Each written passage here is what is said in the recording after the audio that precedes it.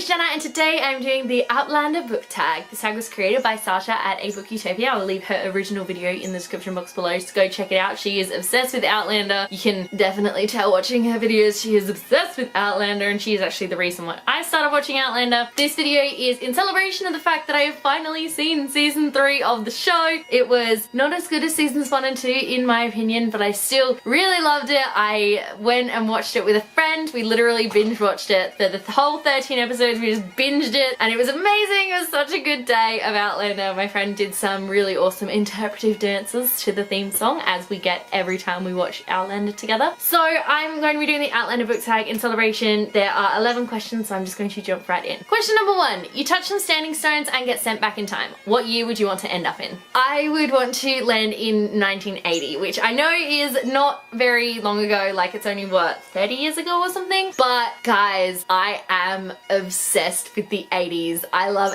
everything about it. The music, the clothing, the television, the movies, everything about the 80s is just so awesome. And I'm always so upset that I missed out on it. I literally, for my 18th, did an 80s themed party. Yeah, I'm that person. I love the 80s, so would love to be transferred back in time to the year 1980 so I can like live out the 80s, because I think I would fit in there really, really well. Question number 2. Claire is a very good nurse. What type of skill would you want to have that a fictional character excels at? So I'm actually gonna go with a medical skill. I'd really like to be able to, you know, do medical things. Not super medical, just like medical that if someone hurt themselves I could help them. And Clark from The 100 by Cass Morgan does that incredibly well. She and a bunch of other teenagers are sent down to Earth with basically no supplies at all, and Clark then has to, she was already doing like a medical internship before she got arrested, but she now has to try and figure out how to do medicine but without all of the tools and resources that she had up on the Ark. So now she's kind of like, I don't know what to do, but she manages to use her amazing brain and all of the skills that she has learned back up on the Ark to help these kids whenever they get injured, and it's just something really awesome and I would want to do that so badly. Oh my goodness, it would just be so cool. Question number 3. Jamie and Claire are ultimate relationship goals. What is your favourite fictional couple? Before I tell you that, let's just say Jamie and Claire are literally the ultimate relationship goals, and watching season 3 I was just like, Jamie and Claire, give me just more Jamie and Claire, please, please, please. That's all I want. I just want Jamie and Claire always, because I love them so much. They're just so good. But moving on to my favorite fictional couple at the moment, because of what I'm reading and my love for them, there's really only one couple that can fit this bill, and my friend Jess, if she decides to watch this video, she would kill me for not picking this couple. And that is of course Malik from the Shadowhunter Chronicles by Cassandra Clare. I'm holding up this book because I'm way too lazy to get one out of there that they're actually more in and they're a couple. But guys, oh my goodness, Malik. What can I say about Malik? Literally, Jess and I, we have full-on hour-long conversations about why this couple is the best and why Magnus is like the real MVP of Shadowhunters, and I love everything about them. Their relationship is so pure and so true, and they really love each other, and I don't really have the words to explain how much I love Magnus. Like, I could do an entire video of why I love Malik so much, but I'm not going to. I'm gonna stop talking now, but Malik is definitely my favorite fictional couple. Question number 4. The ending of Outlander was shocking. What is one book you've read that totally blew your mind? There are definitely a couple of books that have blown my mind when I have read them, but one of the ones that has done it most recently is Unearthed by Amy Kaufman and Megan Spooner. This book, I literally went back onto my Goodreads review to like read about it, and it literally just said, what?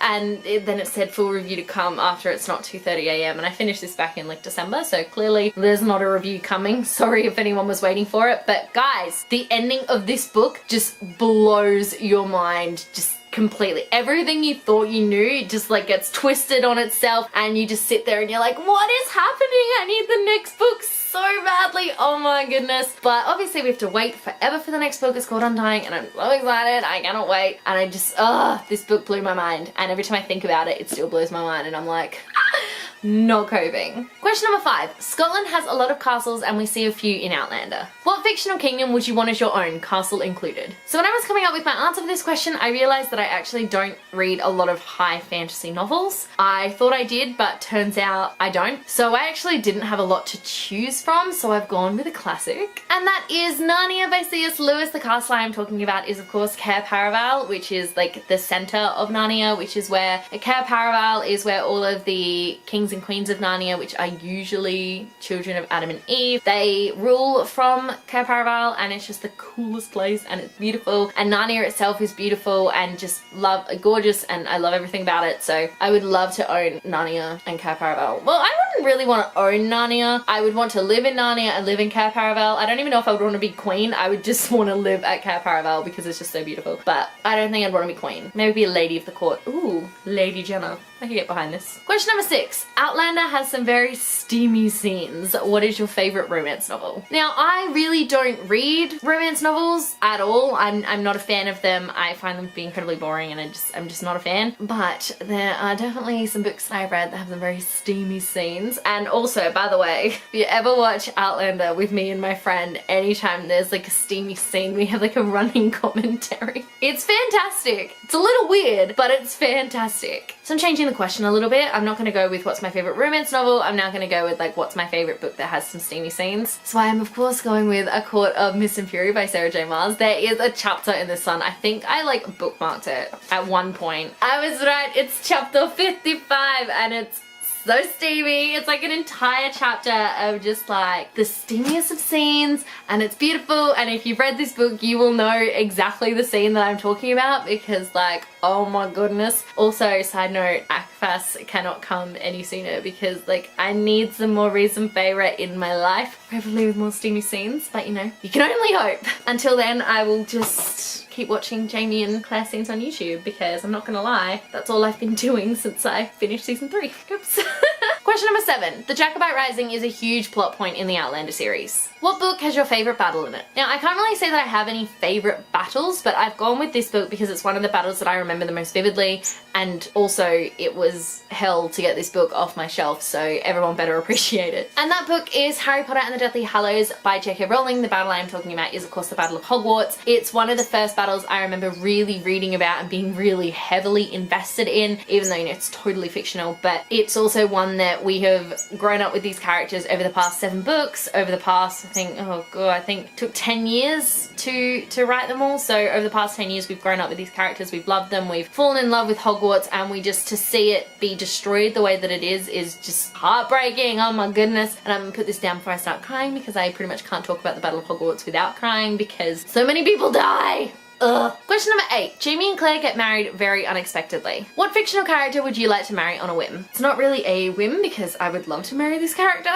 And that is Newt Scamander from Fantastic Beasts and Where to Find Them by J.K. Rowling. Newt is the cutest little Hufflepuff ever. I love him to pieces. He's so cute, and I would really like to marry him because like I want to be a magic zoologist, but at the same time like I love Tina and I cannot wait to see the two of them continue their relationship in the upcoming movies. So I'm like, I don't know if I would marry him because I love him with Tina, so I'm like, I don't know what to do. It's one of those weird things. Or I mean, can I have Jamie? Like I know he's with Claire, but can I have Jamie? I would like to marry Jamie.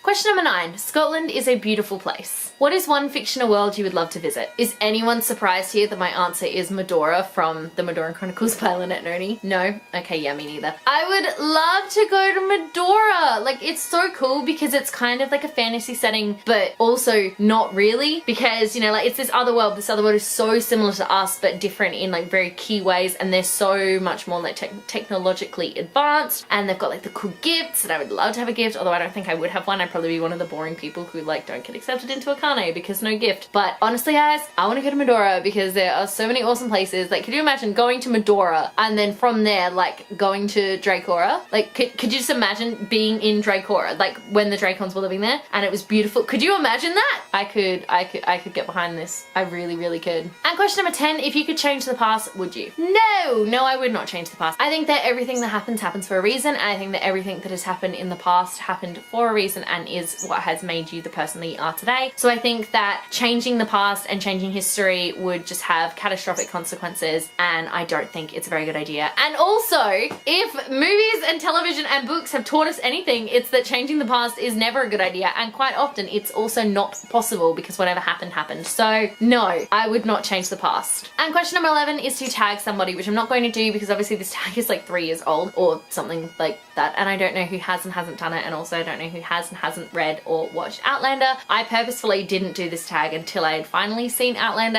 and I have plans to read the books as well. It means more Jamie, so I'm gonna do it. Thank you so much for watching. Let me know in the comment section below your answers to any of these questions. I'd absolutely love to know. Also, tell me if you watch or read Outlander, because like, guys, if you're not already, you are missing out on some serious Jamie. If you like this video, be sure to give it a huge thumbs up, and don't forget to subscribe to my channel so you don't miss a thing. Stay random. Bye.